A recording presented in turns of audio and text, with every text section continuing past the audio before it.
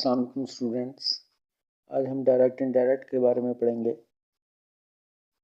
सबसे पहले हमें केसेस ऑफ प्रोनाउंस के बारे में जानना है और इन्हें अच्छे तरीके से याद रखना है ताकि हमसे गलती ना हो। केसेस ऑफ प्रोनाउंस जैसा कि हम पिछली वीडियो में भी बता चुके हैं, 3 तरह के होते हैं: सब्जेक्टिव, पोजेसिव, ऑब्जेक्टिव।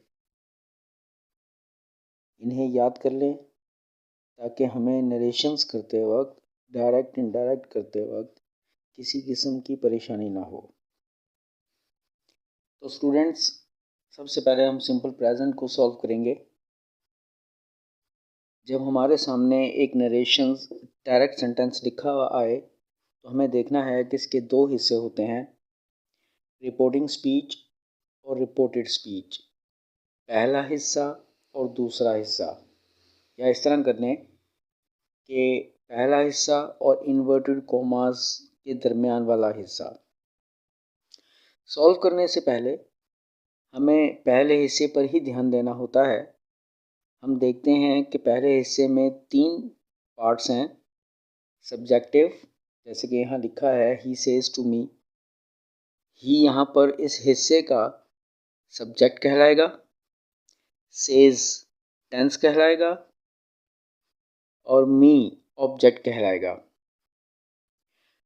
अगर पहले हिस्से में टेंस कोई सा प्रेजेंट या कोई सा फ्यूचर हो तो इन्वर्टेड कॉमास में हम सिर्फ और सिर्फ प्रोनाउंस चेंज करेंगे।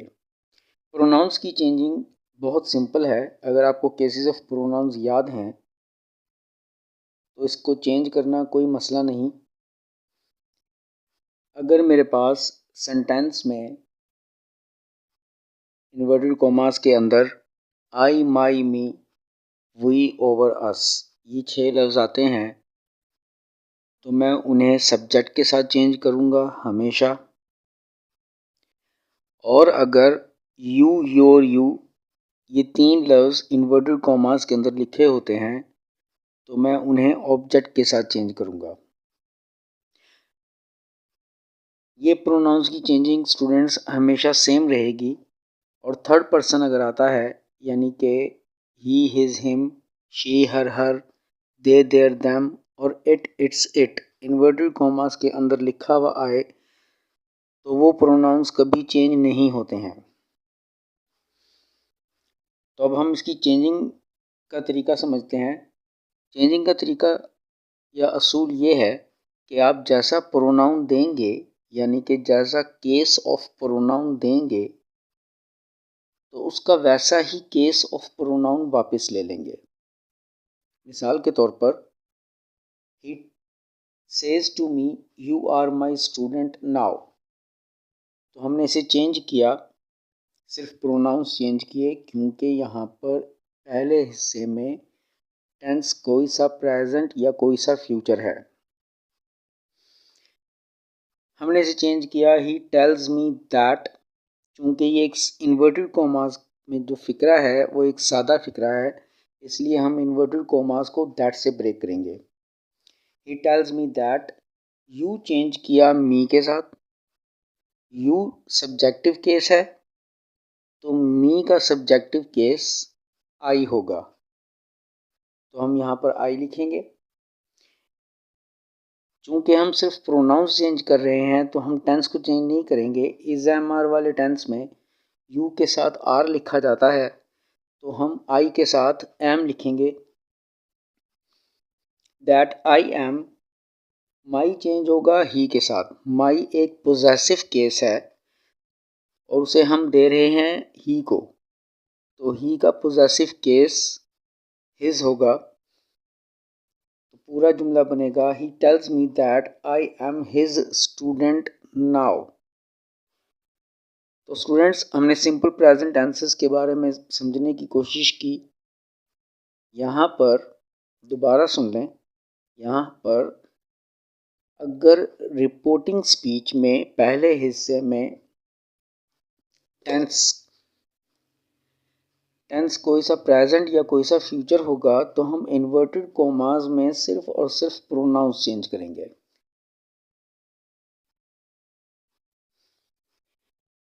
आगे चलने से पहले हमें ये टेबल याद करना है, टेंसेस को हम कैसे चेंज करेंगे उसकी तरतीब लिखी है यहाँ पर। प्रेजेंट डेफिनेट पास्ट इंडेफिनिट में चेंज हो जाएगा, is am are was were में, हैज़ हैव हैड में, has been have been had been में, पास्ट इंडेफिनेट पास्ट परफेक्ट में, वाज वर हैड बीन में, हैड ये चेंज नहीं किया जाता, हैड बीन ये भी चेंज नहीं होता, विल और शैल वुड में, कैन कुड में और मे माइट में। तो स्टूडेंट्स यहाँ पर आपको याद रखना है कि जहाँ पर मैंने टेंसेस के नेम्स लिखे हैं दो जगह पर, present definite change into past indefinite और past indefinite change into past perfect, सिर्फ यहाँ पर आपको फॉर्म ऑफ वर्ब चेंज करनी है। जहाँ पर मैंने हेल्पिंग वर्ब्स लिखी हैं बाकी तमाम जगह पर, वहाँ पर आपको पहले से लिखी हुई फॉर्म ऑफ वर्ब को चेंज नहीं करना। चलिए इसे देखते हैं कि इसे कैसे अप्लाई करेंगे हम। डायरेक्ट इनडायरेक्ट करते वक्त, नरेशंस को सॉल्व करते वक्त हमें ये बात सबसे पहले याद रखनी है कि हम तमाम सेंटेंसेस को जो इन्वर्टेड कॉमास में हैं सेंटेंसेस वाइज सॉल्व करते हैं कि ये सिंपल है यानी कि असर्टिव है, नेगेटिव है, इंटरोगेटिव है, इंपेरेटिव है, एक्सक्लेमेटरी है या ऑप्टेटिव है। हम इस लिहाज से इन्हें सॉल्व करते हैं।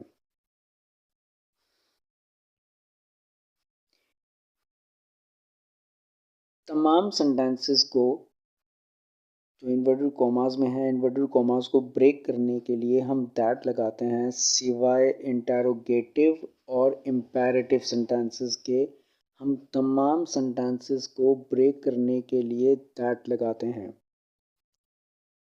क्योंकि स्टूडेंट्स को इन इन्वर्टेड कॉमास को ब्रेक करने में बहुत ज़्यादा परेशानी होती है, तो ये एक सादा सा रूल है कि हम तमाम सेंटेंसेस में दैट लगाते हैं सिवाय इंटरोगेटिव और इम्पेरेटिव के। इम्पेरेटिव सेंटेंसेस को ब्रेक करने के लिए हम टू लगाएंगे। इंटरोगेटिव सेंटेंसेस में हम इफ़ या WH फैमिली का कोई लफ्ज़ ही नीचे उतार कर इन्वर्टेड कॉमास को ब्रेक कर लेंगे। देख लें कि हमने पहले क्या किया, सिंपल प्रेजेंट टेंसेस में क्या किया और फिर सिंपल पास्ट टेंसेस में क्या करने वाले हैं। ही सेज टू मी, ये हमने अभी पहले किया सिंपल प्रेजेंट टेंसेस में। He says to me you are my student now. He tells me that I am his student now. यहाँ पर हमने सिर्फ और सिर्फ प्रोनाउंस चेंज किए। अब यहाँ नीचे देखें, he said to me you are my student now. इस जुमले में और ऊपर वाले जुमले में सिर्फ एक चीज़ का फ़र्क है, ऊपर सेज लिखा है रिपोर्टिंग स्पीच में, पहले हिस्से में सेज लिखा है और नीचे वाले जुमले में पहले हिस्से में सेड लिखा है। अब सेड के आ जाने से हम प्रोनाउंस तो चेंज करेंगे ही और उसी रूल के मुताबिक करेंगे। अब हम नियरनेस के वर्ड्स भी चेंज करेंगे, टेंस भी चेंज करेंगे। नियरनेस के वर्ड्स की चेंजिंग का तरीका ये होगा कि अगर इन्वर्टेड कॉमास में नाउ आ जाए तो वो देन में बदल जाएगा, दिस आ जाए तो दैट, हेयर देयर में, अगो बिफोर में, दस सो में, यस्टरडे द प्रीवियस डे में, टुमारो द नेक्स्ट डे में।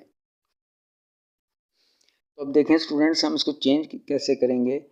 सिर्फ पहले हिस्से में सेड आने से हम प्रोनाउंस भी चेंज करेंगे, टेंस भी चेंज करेंगे और नियरनेस के वर्ड्स भी चेंज करेंगे। तो हम इसको सॉल्व करेंगे। He told me that, pronounce की चेंजिंग मैंने पहले ही कहा था आपको कि हमेशा सेम रहेगी जैसे ही पहले की हमने सिंपल प्रेजेंट टेंस में। आई यू चेंज किया मैंने मी के साथ, तो आई आ गया। इज एम आर बदल जाता है वाज वर में, तो आई वॉज। माई चेंज किया ही के साथ, तो हिज आ गया। I was his student. Now change हो जाएगा देन में, तो बनेगा he told me that I was his student then. Simple past के बाद स्टूडेंट्स इंटरोगेटिव सेंटेंसेस आते हैं। हम देखते हैं कि हमारे इन्वर्टेड कोमास का जो जुमला है, इन्वर्टेड कोमास वाला हिस्सा जो है वो सवालिया है। जुमले में are you knocking at this door के बाद सवालिया निशान होगा। तो इस तरह हम ये देखते हैं कि हमारे पास दो हिस्से हैं। ही सेड, ये पहला हिस्सा हो गया। Are you knocking at this door, ये दूसरा हिस्सा हो गया। अब हमें 3 रूल्स अप्लाई करने हैं अगर हमारा जुमला इंटेरोगेटिव हो। इन्वर्टेड कोमास का जुमला अगर इंटेरोगेटिव हो तो हमें 3 रूल्स अप्लाई करने होते हैं। पहला रूल ये है कि सेट की जगह पे आस्क्ड आ जाएगा। यहाँ ऊपर लिखा था ही सेड और नीचे हमने लिखा ही आस्क्ड। हमने पहला रूल अप्लाई कर लिया। दूसरा रूल ये है कि अगर आपका इन्वर्टेड कोमास का फिक्रा हेल्पिंग वर्ब से शुरू हो तो हम इन्वर्टेड कोमास को ब्रेक करने के लिए इफ लगाएंगे। और तीसरा रूल ये है कि हम इस इंटेरोगेटिव सेंटेंस को असर्टिव कर देंगे। और तीसरा रूल ये है कि हम इंटेरोगेटिव सेंटेंस को असर्टिव कर देंगे। मिसाल के तौर पर यहाँ आर यू लिखा है, तो हम पहले यू को चेंज करके लिख लेंगे और फिर आर को चेंज करके लिख लेंगे, तो हमारा सेंटेंस असर्टिव हो जाएगा। तो चलें इसको असर्टिव करते हैं। He asked if I was, is am are was में बदल जाता है। I was knocking at that door, हमने दिस भी चेंज किया। नियरनेस का वर्ड था, उसे चेंज करना है लाजमी। और फिर हमने आखिर में सवालिया निशान के बजाय फुल स्टॉप लगाया। इसी तरह एक और तरीके से हमें इंटेरोगेटिव सेंटेंस आएगा जो कि हेल्पिंग वर्ब से शुरू नहीं होगा बल्कि इंटेरोगेटिव प्रोनाउन यानी कि WH फैमिली के किसी लफ्ज़ से शुरू होगा और हेल्पिंग वर्ब इसके बाद में लिखी हुई होगी। मिसाल के तौर पर he said why am I knocking at this door, तो इसे चेंज करते वक्त पहला रूल सेम रहेगा और तीसरा रूल भी सेम रहेगा, बस हम दूसरे रूल में चेंजिंग करेंगे क्योंकि इस बार फिक्रा हेल्पिंग वर्ब से शुरू नहीं हो रहा। ही आस्क्ड, हमने सेट की जगह पे आस्क लगाया। अब हम WH फैमिली के उसी लफ्ज़ को नीचे उतार लेंगे इन्वर्टेड कॉमास को ब्रेक करने के लिए। ये हमारा दूसरा रूल हो जाएगा इस हिस्से का। He asked why. अब एम आई को असर्टिव कर लेंगे, पहले आई चेंज करेंगे। आई चेंज किया हमने ही के साथ। आई सब्जेक्टिव केस है तो ही भी एक सब्जेक्टिव केस है, इसलिए हमने ही लिखा। इज एम आर को चेंज कर लिया वाज वर में, तो ही के साथ वाज लिखा जाता है। Why he was knocking at that door, और आखिर में हमने फुल स्टॉप लगा दिया।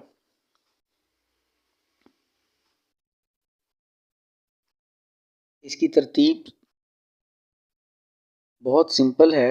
ये 3 रूल्स अप्लाई करने होते हैं। सेट की जगह पे आस्क्ड, इन्वर्टेड कॉमास को ब्रेक करने के लिए अगर फिक्रा आपका हेल्पिंग वर्ब से शुरू हो तो इफ लगाएं, और अगर WH फैमिली के किसी लफ्ज़ से शुरू हो तो उसी लफ्ज़ को नीचे उतार लें। तीसरा रूल कि आपको आपका जुमला सादा बनाना होता है, सिंपल बनाना होता है। इस तरीके से हम अपने इंटेरोगेटिव सेंटेंसेस को सॉल्व करेंगे। इम्पेरेटिव सेंटेंसेस को सॉल्व करते वक्त हमें 3 बातों का ख्याल रखना है। तीन बातें ये कि कौन किसको क्या कह रहा है। मिसाल के तौर पर बहैसियत उस्ताद अगर मैं कहता हूँ कि किताबें खोलें, ओपन योर बुक्स, तो ये एक ऑर्डर होगा। अगर मैं आपसे कहता हूँ कि मेहनत किया करें तो ये एडवाइस होगी। अगर मैं आपसे कहता हूँ कि पानी पिला दें तो ये एक रिक्वेस्ट होगी। तो हमें ये बात याद रखनी है कि कौन किसको क्या कह रहा है। इम्पेरेटिव सेंटेंसेस को सॉल्व करने के लिए हमें याद रखना है कि कौन किसको क्या कह रहा है। यहाँ पर पहला जुमला है she said tell the truth. अब हम यहाँ लिखेंगे शी एडवाइज्ड सेड की जगह पर। इम्पेरेटिव सेंटेंसेस को ब्रेक करने के लिए हम टू लगाएंगे और आपको पता होना चाहिए कि टू के बाद हमेशा वर्ब की पहली फॉर्म ही लिखी जाती है। तो ये जुमला इस तरह बनेगा she advised to tell the truth. अगर कोई प्रोनाउन या नियरनेस का वर्ड अगर दरमियान में आ जाएगा तो हम उसे रूल के मुताबिक ही चेंज करेंगे। जैसा कि दूसरे जुमले में लिखा है he said bring me a glass of water. तो हम यहाँ लिखेंगे he requested to bring him a glass of water. हमने यहाँ पर प्रोनाउन चेंज किया, मी को चेंज किया ही के साथ, इसलिए हमने हिम लगाया।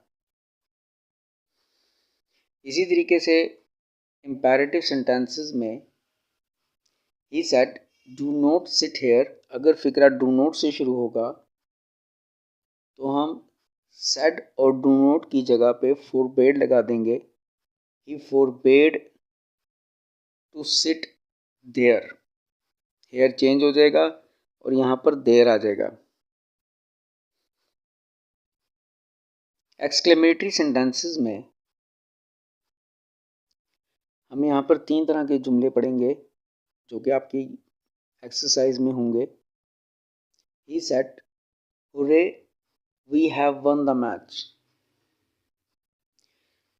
स्टूडेंट्स, आपको पता होना चाहिए कि हुर्रे लफ्ज़ जो है वो खुशी के मायनों में, खुशी के इजहार के लिए इस्तेमाल किया जाता है। तो हम सेड और हुर्रे की जगह पे ही एक्सक्लेम्ड विद जॉय लिखेंगे, यानी कि जहाँ पर आपके पास हुर्रे लफ्ज़ आएगा इन्वर्टेड कॉमास में तो आप सेड और उस हुर्रे की जगह पे ही एक्सक्लेम्ड विद जॉय लिखेंगे।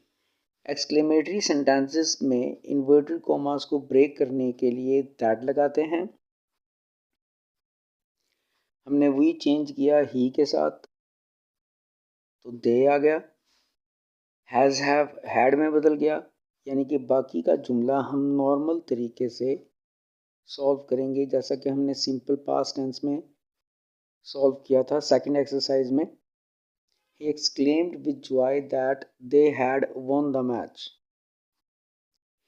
इसी तरीके से स्टूडेंट्स अलास या आहमी अफसोस के मायनों में इस्तेमाल किया जाता है। तो he said alas I have lost the match.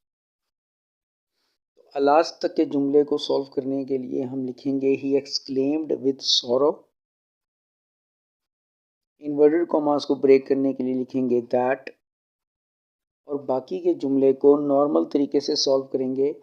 I change होगा ही के साथ तो ही आ जाएगा, हैज़ हैव चेंज होगा हैड में तो यहाँ बनेगा that he had lost the match. अब स्टूडेंट्स एक्सक्लेमेटरी सेंटेंसेस में हैरत के इजहार के लिए भी जुमले आते हैं। मिसाल के तौर पर he said what a beautiful piece of art. तो हम यहाँ पर इस एक्सक्लेमेटरी सेंटेंसेस कोई इस तरह के लिखे हुए हों तो हम उस जुमले को भी असर्टिव बनाएंगे। तो उसका तरीका ये होगा कि he exclaimed with wonder that, अब इसको सादा बना लेंगे, it was a very beautiful piece of art.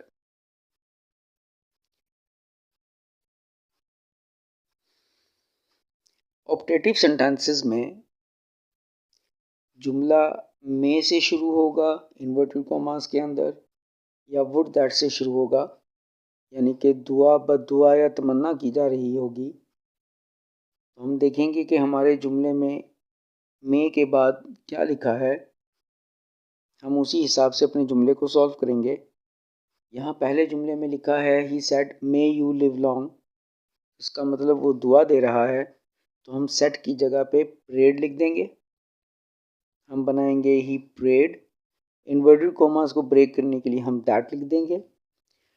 अब बाकी के जुमले को हम सादा बना देंगे, तो यू पहले चेंज कर लेंगे, वो आई में चेंज हो जाएगा, में बाद में चेंज करके लिख देंगे, तो हमारा सेंटेंस सादा हो जाएगा, असर्टिव बन जाएगा, that I might live long. क्योंकि ये मॉडल वर्ब होती है, तो मॉडल वर्ब्स के साथ हम वर्ब की पहली फॉर्म ही लिखते हैं। इसी तरह दूसरा जुमला देखें, ही सेड मे यू र्यूम। अब हमने देखा कि यहाँ पर बद्दुआ दी जा रही है, तो हम सेट की जगह पे कर्स्ड लगाएंगे, ही cursed that.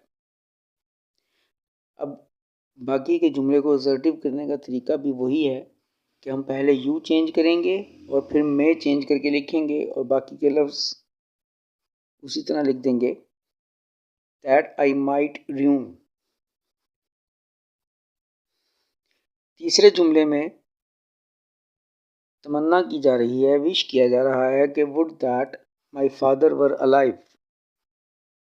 He said would that my father were alive. तो हम सेड और वुड दैट की जगह पे विश्ड लिखेंगे। हम इसे बनाएंगे he wish that, my change करेंगे ही के साथ तो हिज आ जाएगा, his father was were change into had been, he wish that his father had been alive. और हम फुल स्टॉप लगाएंगे, एक्सक्लेमेटरी साइन नहीं लगाएंगे तीनों सेंटेंसेस में, क्योंकि हमने इसे असर्टिव किया है। इसी तरह आपके पास बहुत सारे जुमले आते हैं, और आप ज़्यादातर जुमलों में जहाँ गलती कर सकते हैं वो प्रेजेंट इंडेफिनिट और पास्ट इंडेफिनिट के सेंटेंसेस होते हैं। मिसाल के तौर पर he said I right a book. मुझे पता होना चाहिए कि मेरे पास सब्जेक्ट के बाद इन्वर्टेड कॉमास में सब्जेक्ट के बाद कोई हेल्पिंग वर्ब नहीं और वर्ब की पहली फॉर्म लिखी है, तो ये फ़िक्रा प्रेजेंट इंडेफिनिट का है। तो हम इसे पास्ट इंडेफिनिट में चेंज करेंगे, यानी कि हम वर्ब भी चेंज करेंगे। He told that he wrote a book. चूँकि पास्ट इंडेफिनिट में सेकंड फॉर्म लगती है, तो हमने राइट की जगह पे रोड लगाया। इसी तरह एक और जुमला देखें, he said I do not like apples। he told that he did not like apples। हमने प्रेजेंट डेफिनिट के सेंटेंस को पास्ट इंडेफिनिट में चेंज किया। तीसरे जुमले में पास्ट इंडेफिनिट के सेंटेंस को हम पास्ट परफेक्ट में चेंज करेंगे, जैसा कि मैंने आपको टेबल में लिख के दिखाया था कि दो जगह पे वर्ब चेंज होगी। तो ये बनेगा he told that he had not liked apples।